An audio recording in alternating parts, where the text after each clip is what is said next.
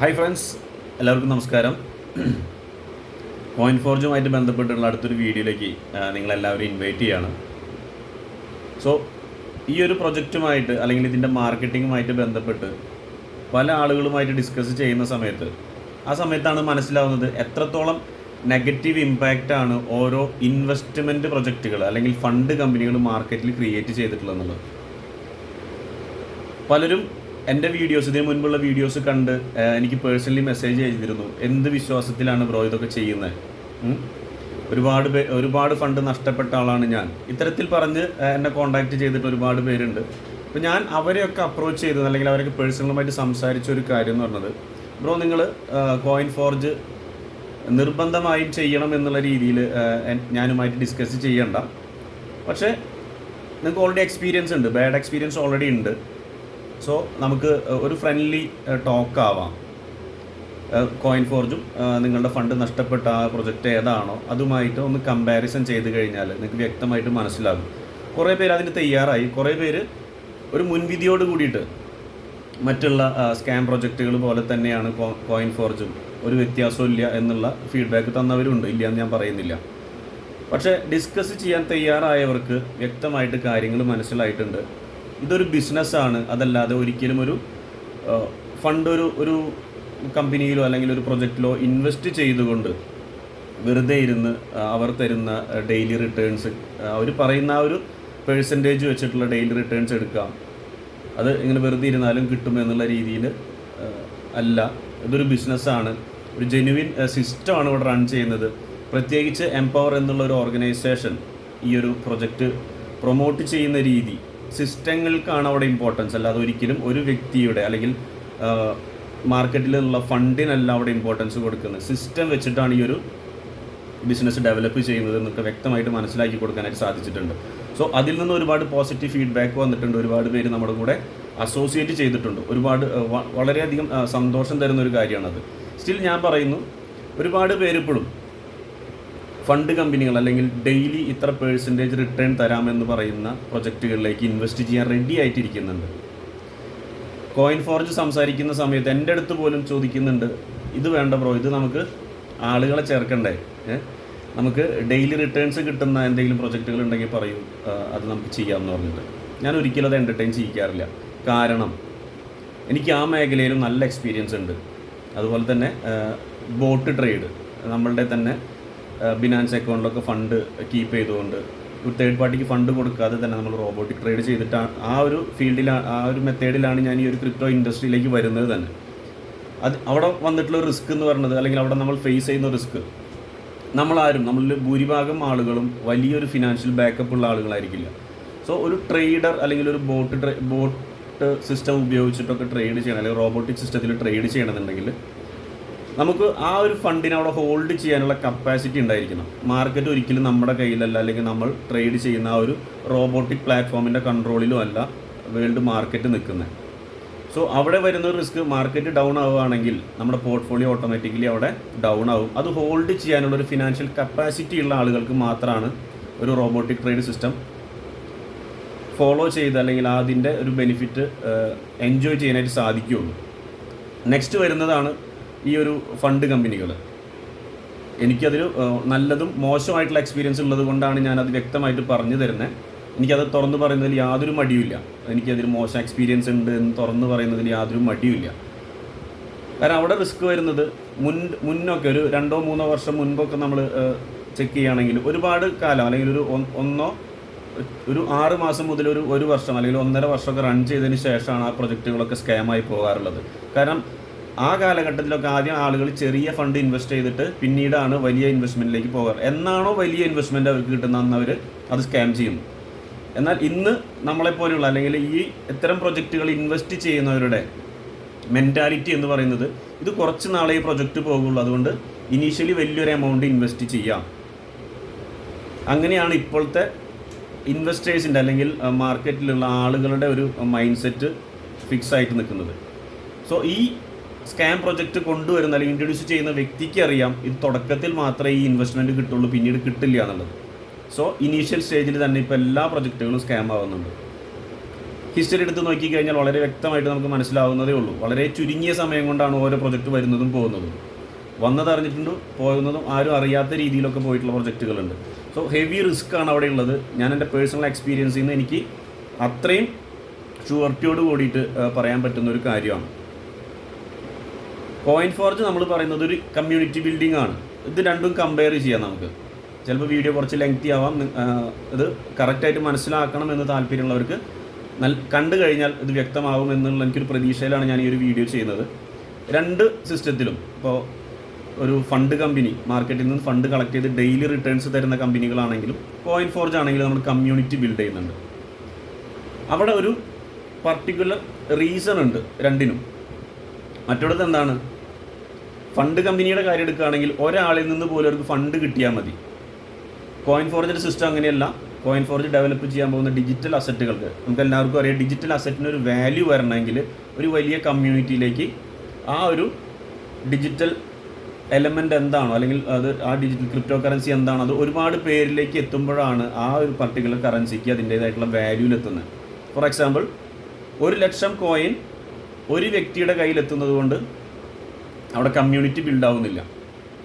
നേരെ മറിച്ച് ഒരു കോയിൻ 1,00,000 ആളുകളിലേക്ക് എത്തുകയാണെങ്കിൽ അത്രയ്ക്ക് ആ പർട്ടിക്കുലർ ആ ഒരു ഡിജിറ്റൽ അസറ്റിനെ സംബന്ധിച്ച് 1,00,000 പേരുടെ ഒരു ഹോൾഡിംഗ് കപ്പാസിറ്റി ഉള്ള അല്ലെങ്കിൽ ഹോൾഡേഴ്സ് ഉള്ള ഒരു ഡിജിറ്റൽ അസറ്റായിട്ട് അത് മാറുകയാണ്. സോ അതിനൊരു ഡിമാൻഡ് ക്രിയേറ്റ് ചെയ്യാൻ ഈസിയാണ്. പറഞ്ഞത് ഒന്നുകൂടി പറയാം, 1,00,000 കോയിൻ ഒരു വ്യക്തിയുടെ വാലറ്റിൽ ഹോൾഡ് ചെയ്യപ്പെടുന്നതും അതേപോലെ തന്നെ ഒരു കോയിൻ 1,00,000 വ്യക്തികളുടെ വാലറ്റിലേക്ക് ഹോൾഡ് ചെയ്യപ്പെടുന്നത് തമ്മിൽ കമ്മ്യൂണിറ്റിയെ ബേസ് ചെയ്തിട്ട് ഒരുപാട് വ്യത്യാസം വരുന്നുണ്ട്.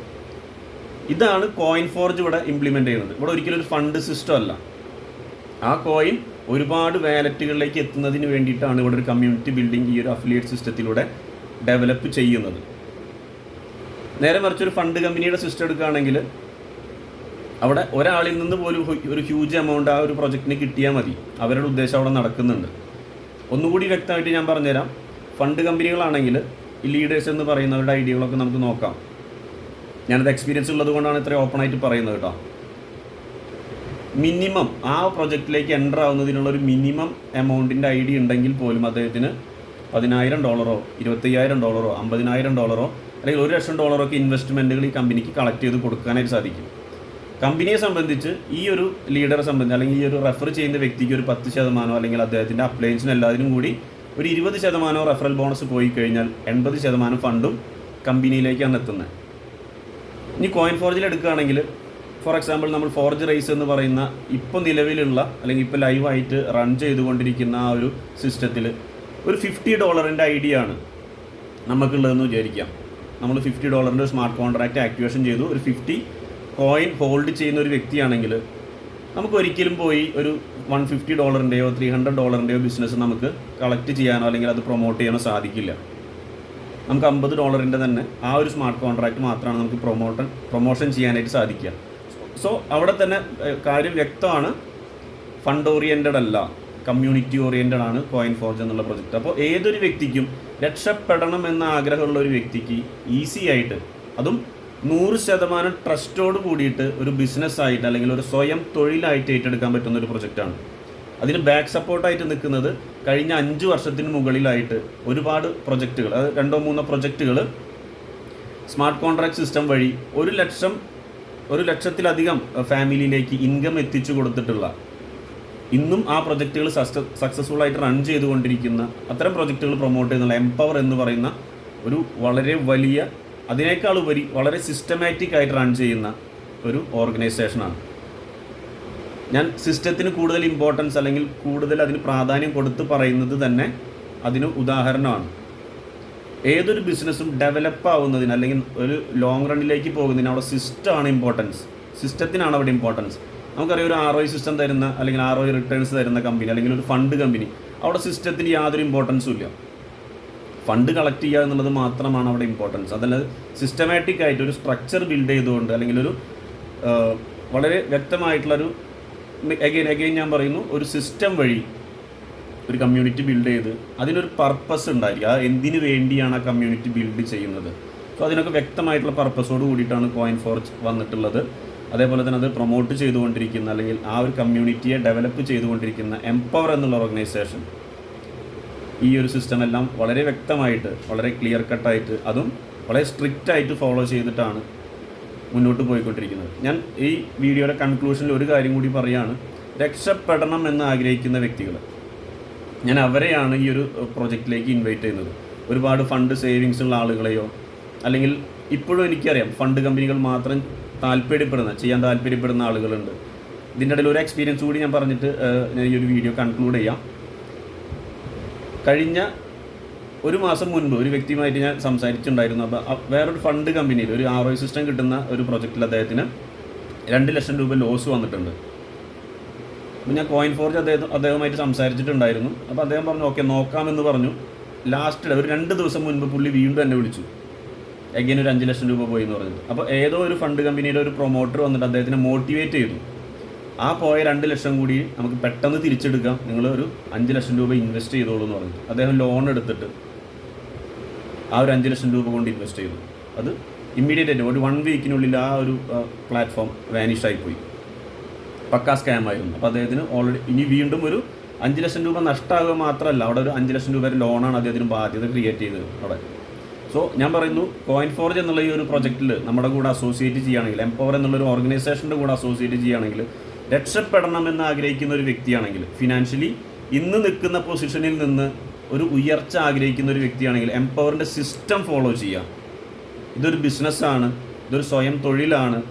നമുക്ക് എത്ര ഏൺ ചെയ്യണമെന്നുള്ളൊരു ആഗ്രഹം അല്ലെങ്കിൽ ഒരു ടാർഗറ്റ് നമ്മുടെ ഉള്ളിലുണ്ടെങ്കിൽ അത് എംപവറിൻ്റെ ലീഡേഴ്സുമായിട്ട് അല്ലെങ്കിൽ ആ ഒരു കമ്മ്യൂണിറ്റിയുമായിട്ട് വളരെ വ്യക്തമായി ഡിസ്കസ് ചെയ്ത് ഒരു 6 മാസം എംപവറിൻ്റെ സിസ്റ്റം ഫോളോ ചെയ്തുകൊണ്ട് ഈ ഒരു ബിസിനസ്സിൻ്റെ ഭാഗമായിട്ട് നിൽക്കുകയാണ്. ഞാൻ വീണ്ടും എടുത്ത് പറയുന്നത് ഒരു ഫണ്ട് കളക്ഷൻ അല്ല, ഒരു ക്രിപ്റ്റോ കറൻസി അതേപോലെ തന്നെ ഒരു NFT മാർക്കറ്റ് പ്ലേസ് ഒക്കെ ഡെവലപ്പ് ചെയ്യാൻ വേണ്ടിയിട്ടുള്ള ഒരു കമ്മ്യൂണിറ്റി ബിൽഡിംഗ് പ്രോഗ്രാമാണ് ഇപ്പോൾ നടക്കുന്നത്. വ്യക്തമായിട്ടുള്ള ഉദ്ദേശമുണ്ട്. ഞാൻ നേരത്തെ പറഞ്ഞു, ഒരു കോയിൻ 1 ലക്ഷമോ 2 ലക്ഷമോ ആളുകളുടെ കയ്യിലെത്തുമ്പോൾ കിട്ടുന്ന ആ ഒരു വാല്യൂവിലുള്ള വ്യത്യാസമുണ്ട്. അതിന് വേണ്ടിയിട്ടാണ് ഇവിടെ കോയിൻഫോർജ് എന്നുള്ള പ്രൊജക്റ്റ് കമ്മ്യൂണിറ്റി ബിൽഡ് ചെയ്യുന്നത്. വ്യക്തമായ ലക്ഷ്യത്തോടു കൂടിയിട്ടാണ്. സോ അത് പ്രൊമോട്ട് ചെയ്യുന്ന അല്ലെങ്കിൽ ആ ഒരു കമ്മ്യൂണിറ്റി ഡെവലപ്മെൻറ്റിന് ലീഡ് ചെയ്യുന്ന എംപവർ എന്നുള്ളൊരു ഓർഗനൈസേഷൻ്റെ കൂടെ 6 മാസം ആ എംപവർ എന്നുള്ള ഓർഗനൈസേഷൻ്റെ സിസ്റ്റംസ് ട്രെയിനിങ്ങുകളായിട്ടും അതുപോലെ തന്നെ ബിസിനസ് മീറ്റുകളായിട്ടും എല്ലാ സിസ്റ്റങ്ങളും ഫോളോ ചെയ്തൊരു 6 മാസം കൂടെ നിൽക്കുകയാണെങ്കിൽ 100% അല്ലെങ്കിൽ 150% എനിക്ക് ഗ്യാരണ്ടി തരാനായിട്ട് സാധിക്കും. നമ്മൾ ഇന്ന് നിൽക്കുന്ന ഈ ഒരു ഫിനാൻഷ്യൽ പൊസിഷനിൽ നിന്ന് ഒരുപാട് വലിയ മാറ്റം നമുക്ക് നേടാനായിട്ട് സാധിക്കും. സോ സീരിയസ് ആയിട്ട് എടുക്കുക. എന്ത് സംശയം ഉണ്ടെങ്കിലും ഈ വീഡിയോയുടെ ഡിസ്ക്രിപ്ഷനിൽ കോൺടാക്റ്റ് നമ്പറും എല്ലാം കൊടുക്കുന്നുണ്ട്, വാട്സപ്പ് നമ്പറെല്ലാം കൊടുക്കുന്നുണ്ട്. ഇമ്മീഡിയറ്റ് ആയിട്ട് നമ്മൾ കോൺടാക്റ്റ് ചെയ്യുക. എന്ത് ഡൗട്ട് ഉണ്ടെങ്കിലും ഡിസ്കസ് ചെയ്യാം, ക്ലിയർ ചെയ്യാം. ഞാൻ വീണ്ടും പറയുന്നു, ഒരു മുൻവിധി കൊടുക്കാതെ ഡിസ്കസ് ചെയ്യാൻ തയ്യാറാവുകയാണെങ്കിൽ കോയിൻഫോർജ് എന്താണ്, കോയിൻഫോർജിൻ്റെ ഡെപ്ത് എന്താണ്, അതിൻ്റെ ഫ്യൂച്ചർ എന്താണ്, അത് നമുക്ക് നൽകാൻ പോകുന്ന ബെനിഫിറ്റുകൾ എന്താണ്, ഇതെല്ലാം വ്യക്തമായിട്ട് മനസ്സിലാകും. സോ നമുക്ക് ഒരുമിച്ച് മുന്നേറാം, ഒരുമിച്ച് വിജയിക്കാം. Wish you all the best. Thank U.